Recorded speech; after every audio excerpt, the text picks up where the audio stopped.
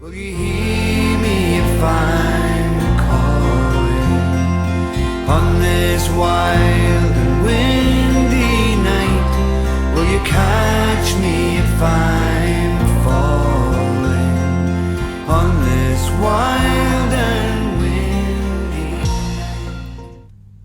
The sanctuary lights struggle to contend with the bleak December sky, but the dimness accommodates the translucence of candlelight.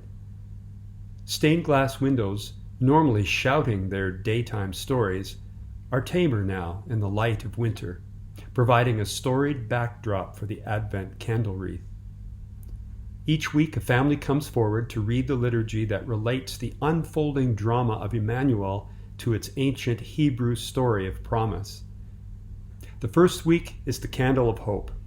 Somber tones blend with snickers of laughter as a little girl accidentally blows out the candle too early. They fumble for the lighter to reignite it.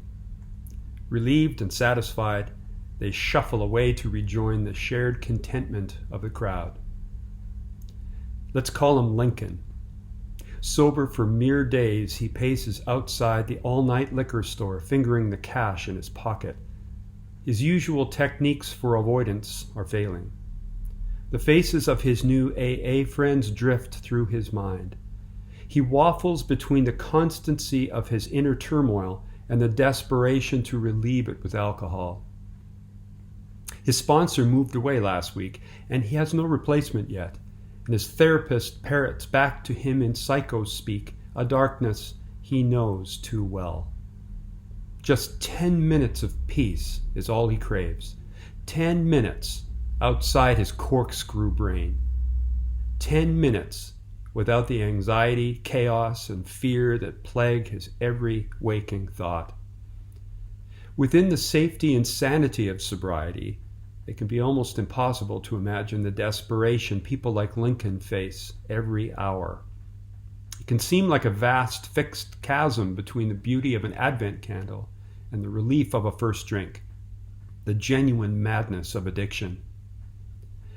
Moments of breathless beauty, watching one's daughter or son light the next candle, one more hopeful pinprick of light, can feel that this was how life was always meant to be, how God intended things.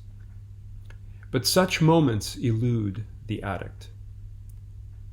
As someone who knows both places, I can say with confidence that a hair's breadth is all that separates the peaceful Advent worship and the insanity of addiction. The perceived chasm between normalcy and numbness is truly as thin as a single decision. To the addictive mind, no real safety can be found in a picture-perfect Sunday morning liturgy while gutter puking one's sodden sorrows with no memory of doing so. If Advent means anything at all, it is the promise of hope offered to those most in need of God's welcome interruption. It is the flame to a candle's wick, hope surrendered in favor of inebriation's quick fix. It is for the Lincolns and for me. It is for anyone who gazes with equal parts longing and suspicion at the portrayal of normalcy and beauty of a child holding her papa's hand, a nervous husband's fumbling through pronunciations from the prophet Isaiah.